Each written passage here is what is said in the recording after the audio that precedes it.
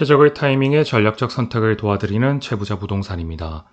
10월 10일 목요일 오늘 아침도 부동산 뉴스로 시작해 보겠습니다.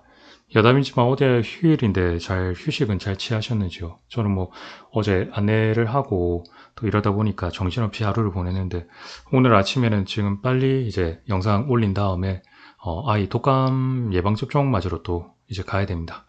우선 바로 뉴스 제목 간단하게 확인해 보면 오늘 이야기 드릴 거는 재개발 재건축의 한남 4구역 이런 이야기들, 실버타운 이야기들, 그런 이야기들 하고 그 다음에 제가 하나 더 골랐던 뉴스는 바로 빌라 세입자 세노턴 이제 집주인들 바람보정 가입이 깐깐해진다. 이 세 개 정도만 제가 확인했습니다. 우선 바로 시작해 보겠습니다. 재개발 재건축 파트의 이제 부분인데 우리나라 이제 그 시공 능력만 본다면 각각의 분야 말고 시공 능력으로 본다면 건설사 순위 1위는 이제 삼성물산입니다. 브랜드는 레미안이죠. 아파트는 2위는 현대건설인데 이제 힐스테이트라 보시면 돼요. 우리가 착각하는 현대산업개발이랑 다릅니다. 계열사가 달라요. 여기는 아이파크고요. 한남 4구역인데 한남 4구역 같은 경우는 왜 이제 관심이 많냐면 지도를 보면은 한남동 밑에 이제 이태원역 이쪽 역존 라인인데 여기가 바로 한강변입니다. 한강변. 소위 말해서 한강대교에 있는 한강변이에요. 그러다 보니까 여기 5구역하고 4구역하고 2구역, 3구역이 있는데 이제 그 한강변의 마지막 남은 이제 노른자다. 또 이런 이야기가 돌고 하니까 고급 한남동과 연결되다 보니까 여기에 이야기가 많죠. 이런 걸 본다 하면은 지금 재개발만 본다 하더라도 평균 개발 매매가 한 20억대에서 50억대 이렇게 나와 있습니다. 평균적으로 엄청 예, 장난 아니죠. 우리 지방 재개발 물건 해봤자 끼케야 5억에서 10억 안인데 여기는 정말 지금 하는 것들만 평균 한 2, 30억, 40억, 50억까지 평균 한 30억대 물건들입니다. 여기가 이제 그러다 보니까 관심이 많아요. 그래서 이제 그 조합에서 입찰 공고를 내고 하니까 입찰 참여는 했지만 입찰 합격서를 이제 내려고 하니까 그러니까 이제 삼성이랑 현대가 이제 남게 된 겁니다. 이제 이러다 보니 입찰 공고를 하게 되면 예전에야 그냥 참여를 하고 문제가 없었는데 지금은 합격서를 이제 쓰면서 합격서 다음에 이제 진짜 안 하면 다음번 참여 금지 아니면 보증금을 일부 내라 이런 식으로 하니까 사실 합격서를 쓰는 것 자체가 내가 끝까지 하겠다 이런 거거든요. 그러다 보니 2파전이 이렇게 됐는데 이 한남 2구역은 이제 대우건설입니다. 대우건설 푸르지오죠. 한남 3구역은 현대가 갖고 왔었고요. 그 다음에 5구역은 DLENC가 이제 이편안이 이제 하려고 하는 거죠. 그러다 보니 그 4구역 특히 4구역을 하려고 하는 데가 4구역을 하려고 하는 데가 이제 만약 현대가 하게 되면 3구역하고 하게 되면 정말 이제 아예 한 현대 랜드마크가 되니까 현대가 정말 사활을 걸고 하고 있습니다. 하지만 이제 삼성 같은 경우도 한강변에 랜드마크가 필요하니까 제가 이제 삼성은 시공 쪽이랑 만나지는 못했는데 전화통화상으로는 지방 같은 경우는 평당 5천만 원 이하는 안 내려온다는 식으로 지방 수주를 잘 안 한다 하더라고요. 그래서 그런 이야기를 막 하고 했었는데 그만큼 한남 4구역을 제가 기사로 뽑았던 이유가 이만큼 정말 돈이 되는 것들은 이 큰 1위와 2위가 붙어가지고 이 브랜드 랜드마크가 된다. 하이엔드급으로 이제 가겠죠. 그만큼 금액만 보더라도 재개발 물건이 평균 한 2, 30억이 30억이 넘습니다. 이 정도 금액이라 하면은 집값이 지어지고 나면 평균 곱하기 한 3, 4 거의 돼야 된다. 이렇게 분담금 하더라도 그 금액을 차지할 거라 이렇게 보시면 되고요. 두 번째 뉴스 같은 경우는 실버타운 뉴스였습니다. 우리가 생각할 때 지금 이제 트렌드가 지방 거점의 이제 병원이나 유치원, 그 다음에 노인 요양원들이 개편이 되고 있습니다. 특히 이제 유치원 아이들이 줄어들다 보니까 유치원들이 좀 많이 줄어들고 오히려 국립으로 몰리고 그런 식으로 되는 거죠. 그래서 이제 지방 같은 경우 특히 부산 같은 경우도 유치원들 매물이 나오면은 사실 유치원 같은 경우는 이제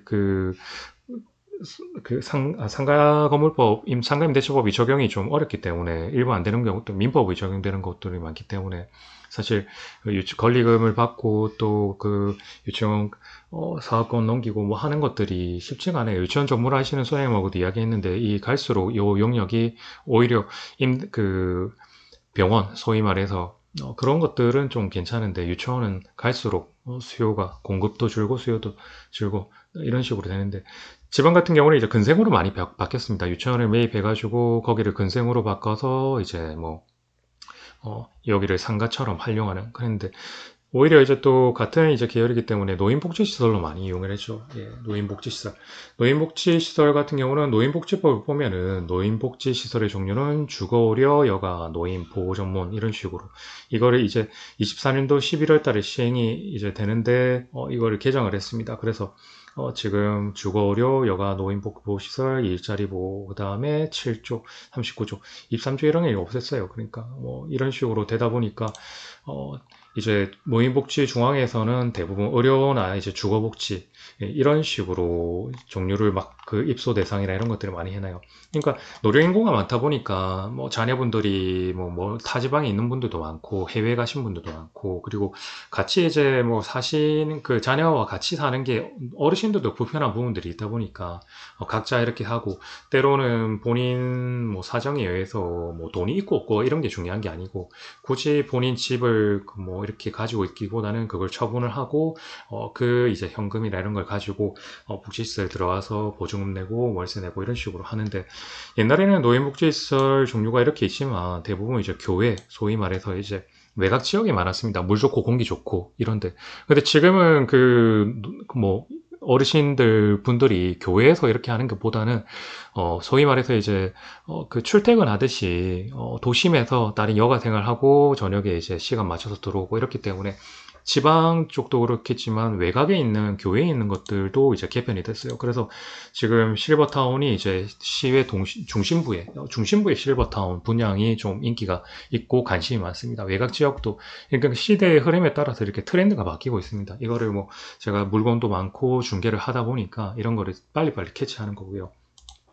아파트 판매 아파트 분 파트는 이제 신축과 똘똘한 한 채로 계속 이제 가고 있다. 뭐 숨고르기를 하고 있지만 계속 이야기되는 게 얼죽신 그 다음에 똘똘한 한 채 이런 이야기가 계속 돌고 있고 제가 아까 말씀드린 거는 그 공시가격 및 기준시가 적용 비율 개정 고시안이 이제 나왔습니다. 그 이렇게 입법 행정 예고가 이렇게 됐고요. 10월 8일 내에서 어떤 식으로 되냐면은 그 지금 140% 공시가격 적용 비율을 140%로 이 말이 무슨 말이냐면 보통은 이제 공동주택은 150%, 단독주택은 110%로 이제 9억 이하 차등 그러니까 이 주택 종류에 따라서 또 금액에 따라서 막 차등을 주고 부채 비율도 100% 하고 뭐 이런 식으로 했대요. 그리고 예전에는 허그가 인정하려는 간평액을 잘 안 하고 KB 시세나 이제 시세대의 금액들을 이제 딱 확인을 하고 뭐 그런 식으로 했습니다. 근데 이게 이제 그 여러 가지 전세 뭐 깡통 전세도 많고 보증보험 뭐 여러 사고도 많고 사기도 많고 이러다 보니까 이 가입 요건을 좀 까다롭게 한 거죠. 결국 이거 금액을 이제 뭐 단독주택 이런 것들 뭐 이런 것들을 전부 다 차등되어 있던 것들을 140%로 이렇게 하다 보니까 오피스텔 같은 경우는 임대인 하면 이제 120인데 임차인은 140으로 이래서 오히려 임대인이 하면 더 까다롭습니다. 그런 이런 식으로 하고 부채 비율도 이제 90%를 하다 보니까 결론을 말씀드리면은 결국 이제 전세 보증금이 공시가격 집값의 그러니까 집값이라 표현은 아니죠. 그러니까 제가 공시가격의 126% 이하로 하다 보니까 내가 전세를 뭐 막 5억에 들어가려고 한다. 그러면 이게 공시가격이 얼마냐? 그럼 한 3억 얼마다. 그래서 곱하기 126을 해서 이제 나오는 금액이 그 보증금 5억이 맞냐 안 맞냐 이걸 평가합니다. 그리고 이게 인정을 못 하겠다 이제 뭐 하시는 그 임대인 분들은 이제 허그에 이제 이의 신청을 해서 이때 이제 시세가 아닌 감정평가액을 보고 하니까 좀 더 이제 이 부분들이 달라지는 거죠. 결론은 뭐냐? 결국 이제 그 보증보험 가입이 더욱더 어려워진다. 왜냐면 이제 공시가격이 지금 더 낮은 데가 많거든요. 지금 공시가격이 낮은 데가 많고, 특히 기존에 이제 갭 투자하신 임대사업자들, 뭐 가태료 내고 임대사업자를 뭐 안 할 수도 있겠지만, 그래도 임대료 하시는 많고, 올해 이제 상반기 때 1월에서 7월 달 보증사고 보증금 반환, 보증사고 허가에서 평가한 게 3조가 넘었습니다. 3조가. 소위 말해서 이제 대의 변제를 한다 하더라도 못 돌려받은 게 어마어마해요.